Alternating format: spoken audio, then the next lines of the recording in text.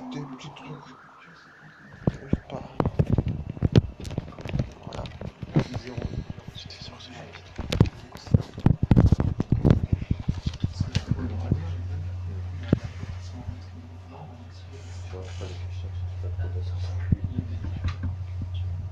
Vous n'avez pas trop stressé quand vous avez vu qu'il commençait à décrire la raffinerie des sucres? Si, les tomates. Non, mais chez moi je me suis embrouillé là-dessus. Ça devait pas se passer comme ça. avec des betteraves, on fait des tomates. Alors bonjour à tous. Dans le cadre de notre licence professionnelle, nous allons vous présenter notre exposé qui est la bioraffinerie de la canne à sucre contre la bioraffinerie de la betterave sucrière. Donc pour expliquer cet exposé, nous allons d'abord introduire, puis voir la production de la canne à sucre et de la betterave sucrière. On verra la bioraffinerie, les produits et ses coproduits, les débouchés du sucre en France, l'évolution de la production sucrière mondiale, puis la répartition de la production d'alcool et de bioéthanol mondial, la production d'alcool et de bioéthanol en France, les FFOM de l'industrie sucrière française, et on présentera une conclusion. Donc pour commencer, il faut savoir qu'en 325 avant Jésus-Christ, on découvre la canne à sucre par Néarque. C'est la canne à sucre qui est découverte avant la betterave. Au XVe siècle, il y a eu la première raffinerie, qui est celle de la canne à sucre. Et seulement en 1786, il y a un chimiste allemand qui réussit à faire du sucre à partir de betterave et en faire un morceau de sucre, donc le solidifier. Donc ainsi, la France est le premier producteur européen de sucre et le 9e producteur mondial. On va produire 5,105 millions de tonnes de sucre à partir de betterave et 180 millions de tonnes de sucre à partir de la canne.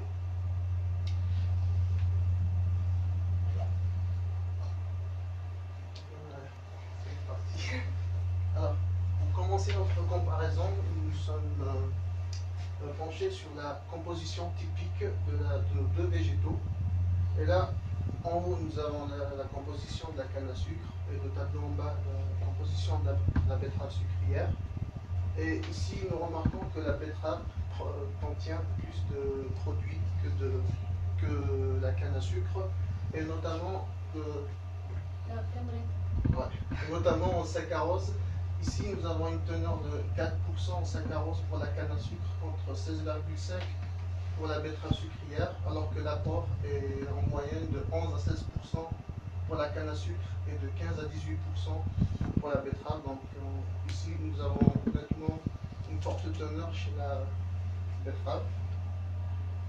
Alors, la France exploite beaucoup plus la betterave que la canne à sucre. 450 000 hectares exploités en betterave contre 38 160 hectares en canne à sucre. La production sucrière en France produit 5,29 millions de tonnes, dont 2,8 millions qui sont exportées en sucre.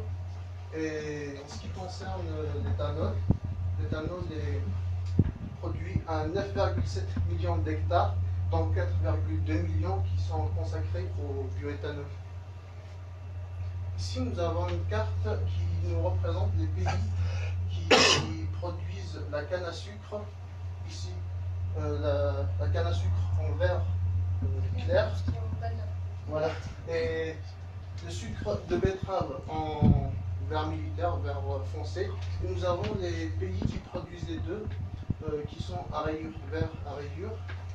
Et du coup, la betterave est produite dans l'hémisphère nord de la planète, tandis que la canne à sucre est produite vers le centre et l'hémisphère sud. Le seul pays dans le sud qui produit de la betterave, c'est le Chili, qu'on peut voir ici. Alors, maintenant, on va parler de la production de canne à sucre. La canne à sucre est plantée par bouturage de la canne. Elle a un temps pour la récolter de 11 à 18 mois après plantation. Dans le monde, le Brésil est le leader mondial de la canne à sucre. En 2003 et 2008, ils ont augmenté leur production de 396 à 649 millions de tonnes. contre une surface de 5,4, ils ont augmenté même leur surface de production aussi, 5,4 à 8,1 millions d'hectares, dont un rendement de 73,7 en 2003 et 79,7 en 2008. Mais par contre, la Colombie, qui produit nettement moins, a un rendement plus fort, 97 en 2003 et 100 en 2008 tonnes par hectare, et ceci est dû à l'utilisation de canne à sucre transgénique. Ça va marcher. Ah voilà. La France est le seul pays avec le Portugal et l'Espagne qui produit la canne à sucre. La France la produit en Guadeloupe, en Réunion et en Martinique. La Martinique est réputée pour son rhum, 16 millions de litres de rhum blanc qui est produit chaque année là-bas. En Guadeloupe et en Martinique, dans les Antilles, la récolte se fait de février à juin. J'avais même le petit note. Et en Réunion, la récolte se fait de juillet à novembre. Et le sucre, par exemple, le sucre de canne, si on prenait l'exemple de Saint-Louis Sucre, le sucre de canne est importé directement de ces îles et qui est reconditionné ici en France. Ah. Ici, nous sommes intéressés à l'exemple de rendement du géant brésilien de la canne à sucre. De 2002 à 2008, le rendement était vers 80 à 87 tonnes par hectare. En 2008, ils ont fait un programme de plantation de canne à sucre transgénique et ils avaient estimé en 2010 un rendement de 93 tonnes par hectare, mais on n'a pas pu le savoir avec les informations. Donc je laisse mon camarade. Au niveau de la betterave, donc, comme je l'ai dit tout à l'heure, la France est un des principaux producteurs de betterave. Et donc on va comparer selon 2 années. Donc on va voir qu'en 2003, au niveau de la production, la France produisait 29,4 millions de tonnes. Et en 2008, elle est passée à 30,3. On va expliquer cela par une culture intensive. Mais cependant, les surfaces, elles ont diminué. Et bon, donc on a un rendement qui devient supérieur. Donc on explique l'évolution des surfaces, elle diminue par une urbanisation, ou alors les champs sont utilisés aussi pour d'autres cultures. Par contre, on augmente le rendement, car on fait de la culture intensive, on utilise des fertilisants ou des engrais. Maintenant, je vais vous parler de la bioraffinerie des produits. Donc pour la betterave, elle est récoltée, premièrement, puis elle va être lavée. Au niveau du lavage, on va récupérer des cailloux ou des herbes. Ensuite, elle est découpée en cossettes, puis elle va passer en diffusion. La diffusion, d'un côté, il va y avoir les betteraves qui vont rentrer dans la machine, de l'eau va rentrer de l'autre côté, et par effet d'osmose, l'eau va être concentrée d'un jus sucré, et c'est là où contient tout le sucre. Ensuite, on va filtrer ce jus avec de l'eau de chaux, et suite à cette filtration, on va récupérer des écumes. Donc un autre coproduit. Ensuite, on va évaporer, enlever l'eau du jus. On va le cristalliser, obtenir une masse cuite. Cette masse cuite ensuite sera essorée et c'est là qu'on va enfin récupérer notre sucre. Et on va avoir une eau mère qui, elle, va passer encore sur d'autres cristallisations. Et à la fin, retenir de la mélasse. Ensuite, le sucre est séché et il est conditionné, soit sous forme de sucre blanc, soit de sucre rouge. Au niveau de la canne à sucre, c'est le même principe, sauf qu'au niveau de la diffusion, c'est changé. La canne à sucre, elle va pas passer sous diffusion, elle va être broyée et on va ensuite récolter le jus directement de la canne à sucre. Et après, ce sont les mêmes étapes. Vous parlez des coproduits de la canne à sucre. Alors, on sait tous que tous les coproduits de la canne à sucre sont valorisables. Nous avons ici la paille qui est utilisée pour la protection des sols et des litières.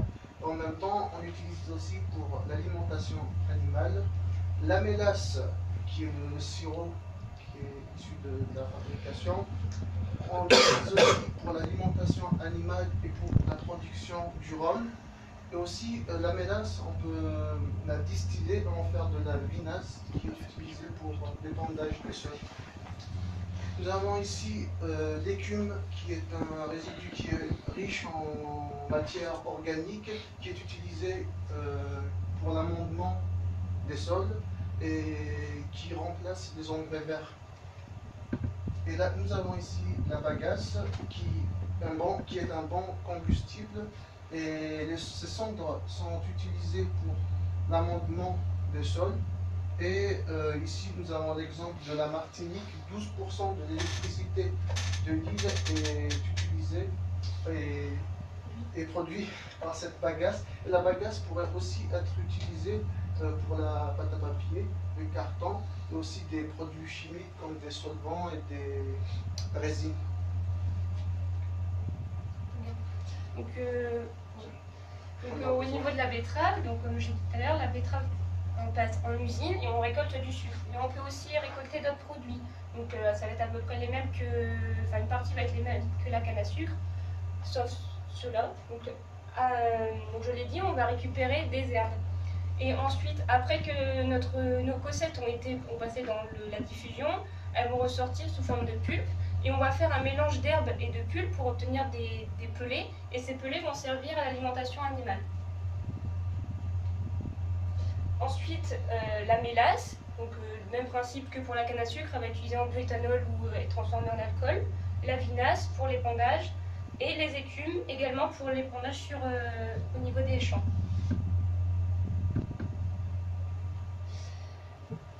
Donc là, je vais vous parler de l'estimation des débouchés du sucre. Donc on peut voir que 58% du sucre qui est produit en France, il va être réservé à tout ce qui est industrie alimentaire, donc les boissons, les biscuits, les yaourts par exemple, 12% à l'industrie chimique et pharmaceutique, 11% va être réservé à la consommation directe, donc nous, et 19% pour la transformation en alcool ou en éthanol. Là, nous avons un histogramme qui représente la production sucrière mondiale. Nous avons ici en jaune le sucre de betterave et en vert le sucre de canne. Ici, nous voyons bien à la dernière décennie, la production de sucre de canne est 3 fois plus importante que la production de sucre de betterave. Et du coup, ça nous ramène à la carte que l'on vous a présentée au début. On a bien vu que la canne à sucre la production de canne à sucre était beaucoup plus importante sur l'hémisphère sud que la betterave. Ensuite, ici, on voit la répartition de la production d'alcool et de bioéthanol au niveau de l'Europe surtout. Et donc, on voit que la France, elle se pose dans les premières positions car elle produit 24,9%, contrairement aux autres pays.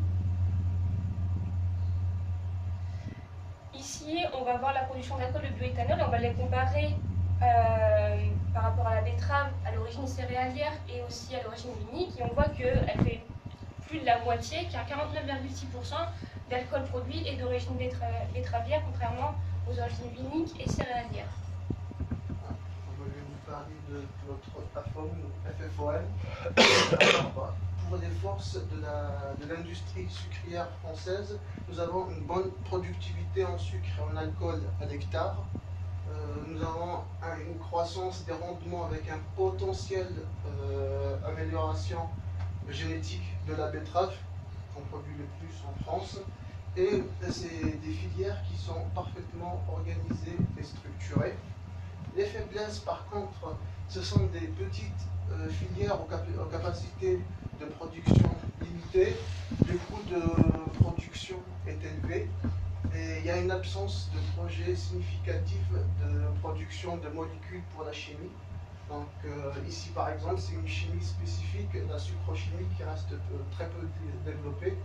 Et c'est une filière fortement dépendante des négociations internationales sur le sucre et du soutien national au bioéthanol.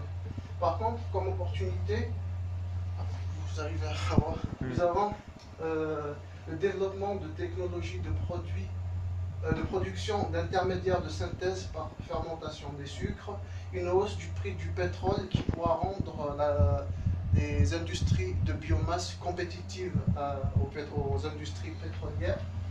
Et pour des menaces, nous avons une concurrence très forte de la canne à sucre brésilienne, une compétition avec les filières céréalières, aussi le refus national et européen de l'établissement des OGM, de la plantation des plantes OGM en Europe pour augmenter la production. Donc, nous allons conclure. Donc, pour en conclure, la bioraffinerie de la betterave elle est plus importante en France par rapport à celle de la canne. Cependant, la bioraffinerie de la betterave elle est inférieure à celle de la canne au niveau mondial. On n'a aucun déchet sur ces deux bioraffineries car tout est transformé. Cependant, on n'a pas trouvé réellement de vraie documentation pour nous renseigner sur ce sujet, mais la bioraffinerie de ces deux produits reste à un prix très coûteux. Merci pour votre attention.